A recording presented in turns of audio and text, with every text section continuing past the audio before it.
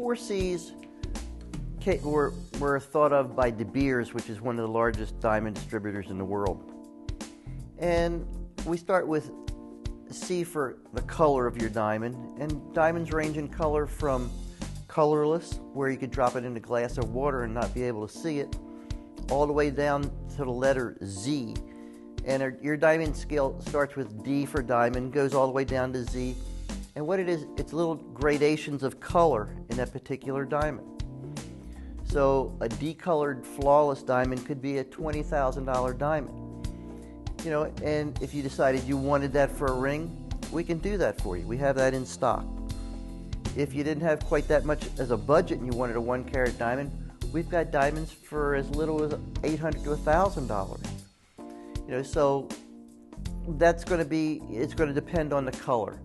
And then after the color Z on the scale, we get into fancy colors, light yellow colors, which we call light fancy yellow, or medium colored diamonds that we call fancy yellow. And then we have what we call an intense color, which is, if you can imagine what a canary looks like, that's how the phrase canary diamond came from. It's a very, very yellow diamond. So when you can picture a canary, that's the color that diamond would be. We also have a lot of other colored diamonds as well. Pink, green, blue, cognac color.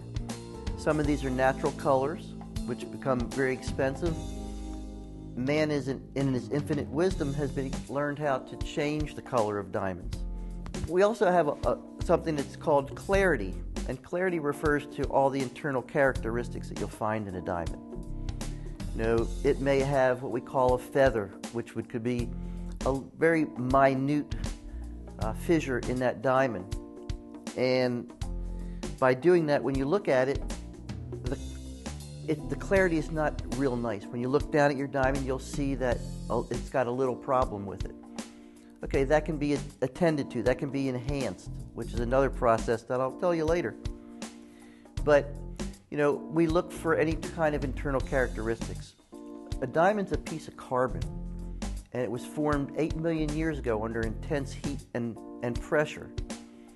And if the crystallization wasn't complete, you'll find little problems inside. You'll find little minute internal characteristics. And all these things affect the value of the diamond. The less internal characteristics, the more expensive the diamond becomes. Now, another C would be cut. Most diamonds are cut in a round shape. By doing that, you get the most fire, or what we call scintillation. And it's probably the most popular cut. But what people have to understand is there's a reason why diamonds are cut in the shape that they come in. Because the crystal, when it's in what we call its rough stage, grows in an octahedral kind of shape. It's an 8-sided stone. Now what the cutter has to do, he has to look at that and say, okay, well, this is a long, slender crystal that I have to cut. If I cut it this way, I can come up with a marquee shape, which is a shape that was very popular. It's shaped like a football. Or it could be cut into a pear shape, which looks like a teardrop. It could be cut into an emerald cut, which is a rectangular cut diamond. It could be cut into a princess cut, which is more of a square-topped diamond.